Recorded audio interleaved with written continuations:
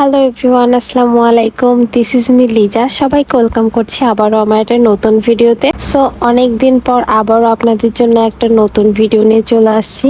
আজকে আমি এসেছি শত শত ভাবিদের স্বপ্নের জায়গাতে। যেহেতু স্বপ্নের জায়গাতে চলে এসেছি, তাই ভাবলাম আপনাদের সাথে একটু শেয়ার করি। আর আশেপাশে যতগুলো বিল্ডিং দেখছেন সবগুলোই ছিল কোয়ার্টার, মানে এক একটা বিল্ডিং এক একটা ইউনিটের ছিল। সো আমার কাছে এই পুরোনো বিল্ডিং এর থেকে নতুন বিল্ডিংটা বেশি ভালো লাগে, মানে এটা অনেক নিট অ্যান্ড ক্লিন আর এখানকার পরিবেশটা অনেক বেশি ভালো। আর কোয়ার্টারের মধ্যে থাকলে আপনাদের একটা সুন্দর সুবিধা, সেটা হচ্ছে বিকালে আপনার বাচ্চাকে নিয়ে সুন্দর পরিবেশে আপনি খেলা করতে পারবেন, ঘুরতে পারবেন, সবকিছুই করতে পারবেন। আর এই কোয়ার্টার গুলো অনেক খোলামেলা জায়গায় হওয়াতে আরো বেশি ভালো লাগে, মানে অনেক স্পেস থাকে খেলাধুলার সবকিছুর জন্য। যেহেতু আশেপাশে অনেক মাঠ আছে, সো বাচ্চারা অনেক সুন্দরভাবে খেলাধুলা করতে পারে। আর প্রত্যেকটা কোয়ার্টারের পাশে একটা করে মসজিদ, দুইটা তিনটা করে কিন্তু পার্কও থাকে, যেটা বাচ্চাদের জন্য সবচেয়ে বেশি ভালো। তারা খুব সুন্দর মতো করে খেলাধুলা করতে পারে। যেহেতু আমি কোয়ার্টারে থাকি না, বাহিরে থাকি, তাই ফাহিমকে বলতেছিলাম এবার আমরা কোয়ার্টারে থাকবো। কিন্তু এই কোয়ার্টারে ওঠার অনেক রুলস আছে,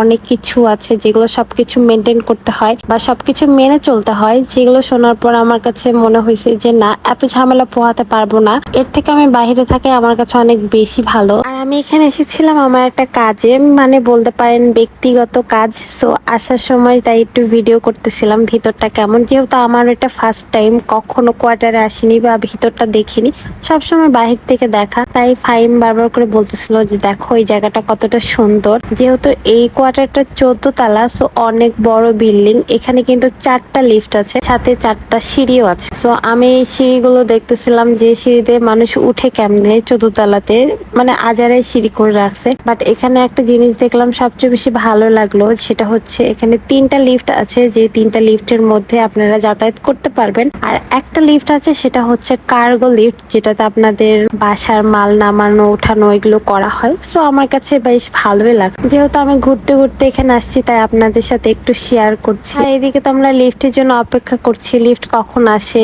আল্লাহ জানে। এত চাপ ছিল এই লিফটের, মানে এত ভিড় ছিল, সবাই যাতায়াত করতেছিল। আর এই যে আমাকে তো পুরো খালাম্মা লাগতেছে, বাট ব্যাপার না, সুন্দরই লাগতেছে, কেউ খারাপ কমেন্ট করবেন না। যেহেতু লিফটটা আরো পিচ্ছি বাচ্চা কাচ্চা উঠছে, সো এদেরকে দেখে আমার মেয়ে আরো পাগল হয়ে গেছে। মানে সে তাদের সাথে এমন এমন কথা বলতেছে যেটা শুনে তারা বুঝতে পারতেছে না, বা আমি বুঝতে পারছি না, তার কথাগুলো শুনছি।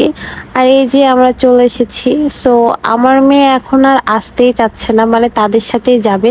আর আমার মেয়েটা এত দুষ্টু, যেখানে যাবে সেখানে ঘাটতারামি করে বসে যাবে, মানে সে কোনো কথাই শুনবে না। এই জন্য তার বাবা তাকে জোর করে নিয়ে যাচ্ছে। আর এইদিকে আমার মেয়ে খুব কান্না করতেছে, চিল্লাচ্ছে, মানে তার মনটা খারাপ হয়ে গেছে, সে বাচ্চাদের সাথে চলে যাবে। আর যেহেতু আমার বাচ্চাটা অনেক বাচ্চা পছন্দ করে, মানে ছোট বাচ্চা বেশি পছন্দ করে, সো ও ছোট বাচ্চা দেখলে ও অনেক পাগল হয়ে যায়। এই যে আমাদের অলরেডি কাজ শেষ, সো আমরা কাজ শেষ করে অটো নিয়ে চলে যাচ্ছি। আর আমার মেয়ে মনটা অনেক খারাপ, সে এখানে থাকবে, সে এখানে খেলাধুলা করবে। যেহেতু আমাদের আরো কিছু কাজ আছে, তো আমাদের এখান থেকে আরো অন্য জায়গায় যেতে হবে, তাই আমরা চলে যাচ্ছি। আর আমার মেয়ে যেতে চাচ্ছে না। তো বকবক করতে আসল কথাই বলতে ভুলে গেছি, যারা ফেসবুক থেকে আমার ভিডিও দেখতেছেন তারা অবশ্যই আমার পেজটাকে ফলো করে দেবেন, লাইক কমেন্ট শেয়ার তো অবশ্যই করবেন।